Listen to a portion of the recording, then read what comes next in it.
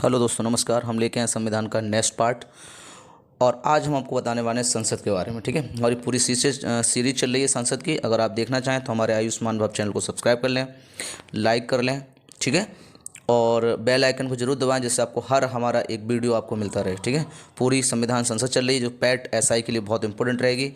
ठीक है, तो इसी के साथ हम लोग स्टार्ट करें संसद। सबसे पहले बात करते हैं कि संसद को जो सांसद होते हैं, संसद को सांसदों की जननी कहा जाता है। सबसे पहले ध्यान रखेंगे, सांसदों को क्या कहा जाता है? संसद की जननी कहा जाता है। ठीक है, इसे संघीय विधायिका में रखा गया है। किस पर रखा गया? संघीय विधायिका में रखा गया। द यूनियन ऑफ लेजिस्लेचर बोलते हैं इसे, या पार्लियामेंट बोलेंगे। क्या बोलेंगे? पार्लियामेंट बोलेंगे। ठीक है, ये किस में रखा गया आपका? तो आपको संघीय विधायिका के अंतर्गत आती पूरी की पूरी संसद। इसे ब्रिटेन की भूमि भी कहा जाता है। जो आपकी संसद है उसे ब्रिटेन की क्या बोला जाता है? भूमि बोला जाता है। ठीक है, तो ये आप सब याद रखेंगे। ठीक है, भारत का शासन प्रणाली का दूसरा स्तंभ संघीय विधायिका को माना जाता है। जो पहला है वो कार्यपालिका को माना जाता है। ध्यान रखना, पहला स्तंभ किसको माना जाएगा? कार्यपालिका को। और दूसरा स्तंभ किसको माना जाएगा? तो संघीय किसको माना जाता है? संघीय विधायिका को माना जाता है, यानी कि संसद को माना जाता है। ठीक है, संविधान में संसद का अगर उल्लेख पूछेगा तो भाग क्या बताएंगे आप? 5 में। भाग कौन से मिलेगा आपको? 5 में मिलेगा। ठीक है, अनुच्छेद 2 और 3 जो विशेष अधिकार हैं ये आपके उससे दूर रहते हैं। इसमें अनुच्छेदों में हम क्या कर सकते हैं? संशोधन नहीं कर सकते हैं, तो ये आपको ध्यान रखना है। अध्याय 2 संसद का, देखो अनुच्छेद, भाग हो गया 5, अनुच्छेद हो गया कितना?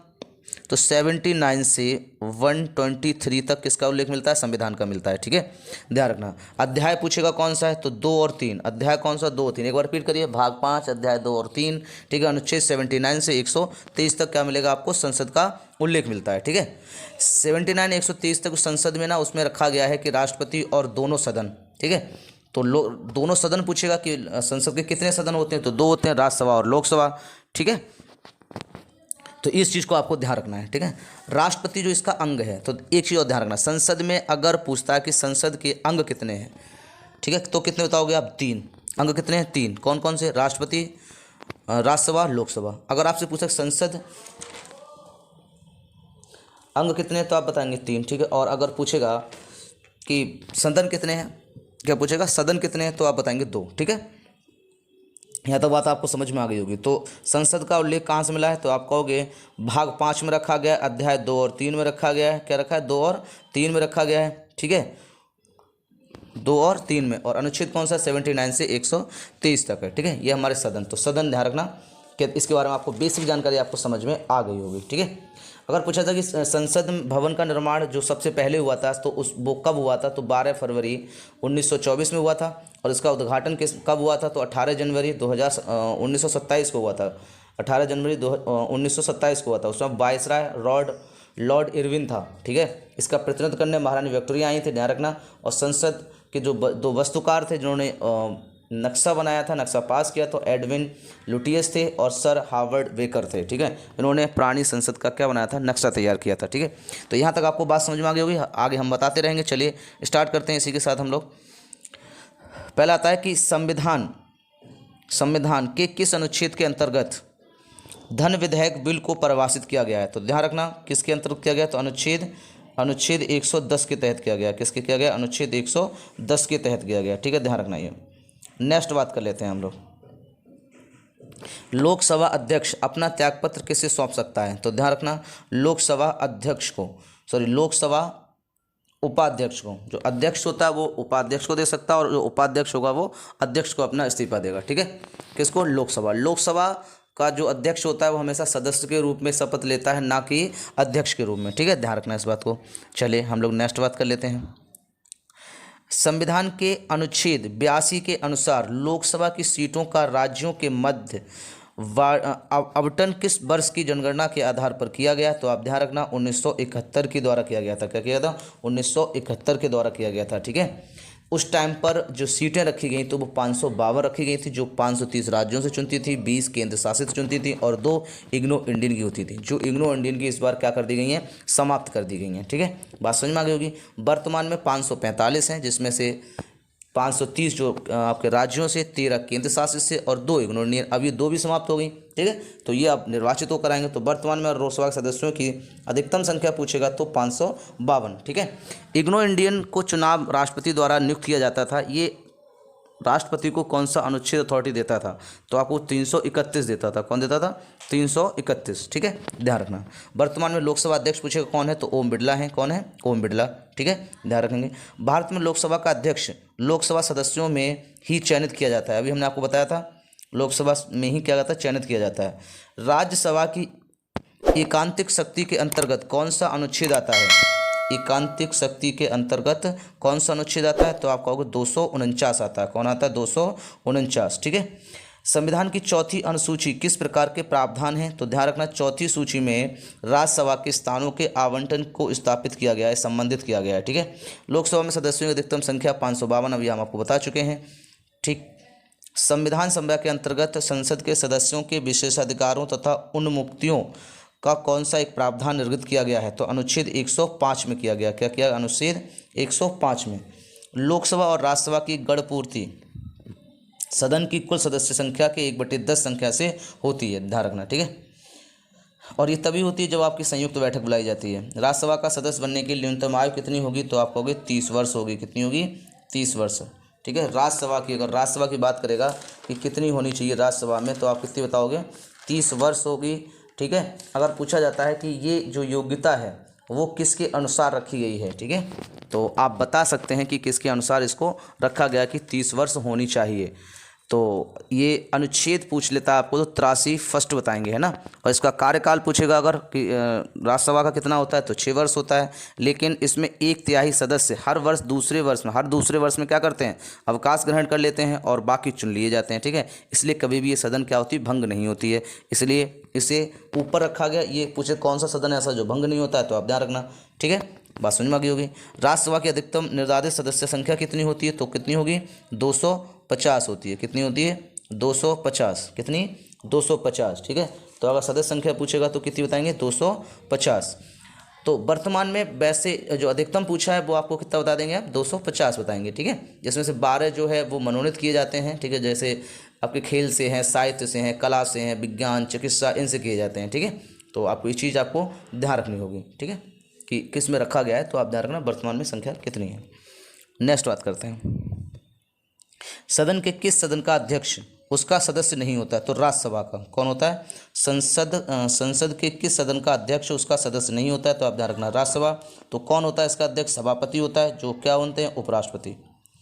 अगली बात करते हैं, भारतीय संविधान में कौन सा अनुच्छेद संसद को अंतर्राष्ट्रीय समझौतों को लागू करने के लिए विधि निर्माण करने की शक्ति प्रदान करता है? क्या करता है? विधि निर्माण करने की शक्ति प्रदान करता है। तो अनुच्छेद 253। कौन? अनुच्छेद 253 करता है। ठीक है। इस समझौते का भारतीय संसद कौन सा अनुच्छेद संसद के अंतर्राष्ट्रीय समझौते, जो अंतर्राष्ट्रीय समझौते होते हैं उनको करने के लिए कौन देता है? अथॉरिटी देता है या विधि निर्माण शक्ति प्रदान कराता है? तो वो अनुच्छेद कौन सा है? 253 है। भारतीय संसद में राष्ट्रपति और संसद के दोनों सदन लोकसभा और राज्यसभा सम्मिलित होते हैं। राष्ट्रपति, भारतीय संसद जो होती है उसमें क्या होते हैं? दोनों जो होते हैं सदन वो भी शामिल होते हैं और राष्ट्रपति भी शामिल, यानी तीनों अंग क्या करते हैं? कार्य करते हैं। क्या करते हैं? तीनों अंग कार्य करते हैं। ठीक है, यहाँ तक आपको समझ में आ गई होगी बात। नेक्स्ट बात करते हैं, लोकसभा में राज्यवार सीटों का आवंटन 1971 की जनगणना के आधार पर आधारित है। यह निर्धारण किस वर्ष या यथावत रहेगा? तो आपको 2026 तक करा गया है। उसके बाद सीटों को आप चेंज कर सकते हैं, उसमें सीटें बढ़ सकती हैं, सीटें घट सकती हैं। ठीक है, तो यहाँ तक बात समझ में आ गई होगी। नेक्स्ट बात कर लेते हैं, अब हम लोग बात करेंगे यहाँ पे कि संसद से संबंधित अनुच्छेद कौन से हैं। संसद से संबंधित अनुच्छेद कौन से हैं? ठीक है, ध्यान रखना इसको। एक तरफ संसद से अनुच्छेद है, तो देखिए 79 में संसद का संगठन रखा गया है। 79 में क्या रखा है? संसद का संगठन है। तो पूछेगा संसद का संगठन कौन सा अनुच्छेद में है? तो आप हो गए 79 में। 80 में राज्यसभा की संरचना रखी गई है। 81 में लोकसभा की संरचना रखी गई है।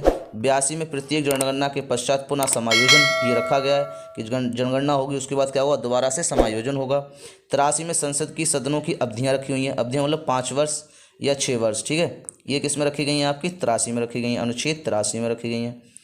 84 में क्या रखा गया? अनुच्छेद 84 में, तो 84 में संसद की सदस्यता की अर्हता रखी गई है, यानी कि योग्यता क्या होनी चाहिए? जैसे 25 वर्ष है, 30 वर्ष है ना, 5 वर्ष रहेगा, 6 वर्ष रहेगा, ये सब आपको किस में मिलेगी, 84 में मिलेगी। 85 में संसद के सत्र, सत्रभाषण एवं विघटन लिखा हुआ है।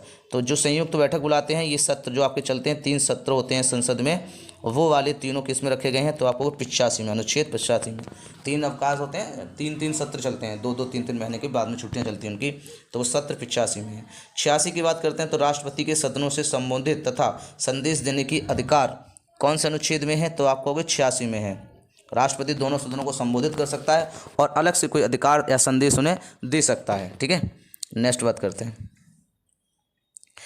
87 राष्ट्रपति का विशेष संबोधन है, यानी कि अभिभाषण है, जो विशेष अभिभाषण है, जो क्या करता है, लोकसभा अध्यक्ष तैयार करता है, वो किसने में रखा गया है, 87 में रखा गया है। 88 के सदनों के संबंध में मंत्रियों और महान्यायाधीशों का अधिकार रखा गया है। 88 में क्या रखा गया है, सदनों के संबंध में मंत्रियों और महान्यायाधीशों का अधिकार रखा गया है। ठीक है, 89 की बात कर लेते हैं। 89 राज्यसभा का सभापति और उपसभापति रखा गया, राज्यसभा का सभापति और उपसभापति रखा गया है। ठीक है, 90 देखते हैं। राज्यसभा के उपसभापति के पद की रिक्ति त्यागपत्र पद से हटाया जाना, ये सब आपको कौन सा मिलेगा, 90 मिलेगा। राज्यसभा के उपसभापति के पद की रिक्ति और त्यागपत्र पद से हटाने की प्रक्रिया क्या है, आपको अनुच्छेद 90 में है। 91 की बात कर लेते हैं।